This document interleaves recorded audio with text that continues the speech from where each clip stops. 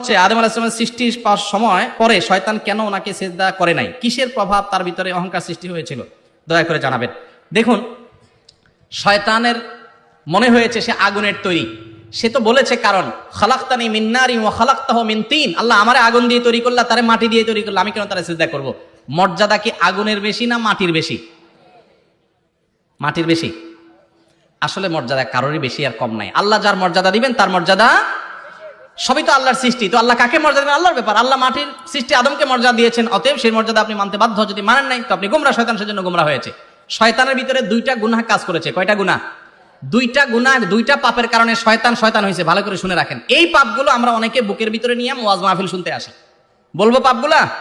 দুইটা পাপের কারণে ইবলিস হয়েছে। ইবলিস কি হয়েছে? ইবলিস হয়েছে। নাম্বার 1, তার ভিতরে হিংসা হয়েছে। কি হয়েছে? যে আল্লাহ আদমে এত মর্যাদা দিয়েছে কেন? আমি এত বছর ইবাদত করি, আদমের মাত্র জন্ম হলো আমার সামনে, মাত্র আমার চোখের সামনে যার জন্ম হলো তার এত মর্যাদা কেন হবে? আমার ভিতরে জ্বালাপোড়া করে, এই হিংসা তার মধ্যে হয়েছে। 1। 2 নম্বর হলো অহংকার, যে আমারে মা আগুন দিয়ে তৈরি করছে, আগুন তো উপরের দিকে উঠে মাটি তো নিচে থাকে, তাহলে আমি বড়। আমরা অনেকেই আছি নামাজ কালাম পড়ি, নিজেকে মুসলমান দাবি করি, আবার আমি অহংকার করি, মনে করি অমুক আমার চেয়ে ছোট, আমি অনেক বড়, আমি অনেক হান্তান, নিজেকে বড় মনে করি, অহংকার করি। এগুলো আমাদের মধ্যে আছে না নাই? সত্য কথা শুনছি তারপরেও মানি না, কারণ আমার মুখ দিয়ে একটা বাইরে হয়ে গেছে, ওইটাই টিকায় রাখতে হবে। আছে না নাই এই রোগগুলো? মানুষকে দমায় রাখা, মানুষকে তুচ্ছ তাচ্ছিল্য করা, পাত্তা না দেওয়া, সাইড না দেওয়া, এগুলো অহংকার। এরকম বহু অহংকার আছে, টাকার গরম, জ্ঞানের গরম, শিক্ষার গরম, পদের গরম, নানান গরম আছে। এগুলো আমাদেরকে অহংকারী করে। বিনয়ী হতে হবে একজন মুসলমানকে। এই অহংকারী হয়ে এই গুণ করে ইবলিস হয়েছে। হিংসা করে ইবলিস হয়েছে। আমরা অনেকে নামাজ কালাম পড়ি, তসবিহ তাহলিল করি, কিন্তু কারো ভালো দেখতে পারি না। আমার পাশের বাড়ির ছেলেটা, নিজের ছেলেটা আমার এসএসসিতে ভালো রেজাল্ট করে নাই, ও একটু ভালো রেজাল্ট করছে, এই জন্য হিংসার চোটে বলি যে ও কেন ভালো রেজাল্ট করছে, আমারটা করুক আর না করুক, ওরটা ভালো কেন হইল? আছে না নাই?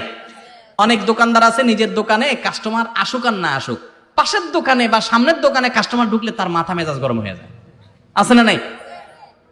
ভাইরা আমার, এর নাম হিংসা, এর নাম হিংসা। আল্লাহ তাআলা তার দোকানে কাস্টমার পাঠাইছে, আরো পাঠাক, আমার কোনো আপত্তি নেই, আল্লাহ তুমি ওখানে আরো পাঠাও, কিন্তু আমারও দিও আল্লাহ, এটা আমি বলতে পারি।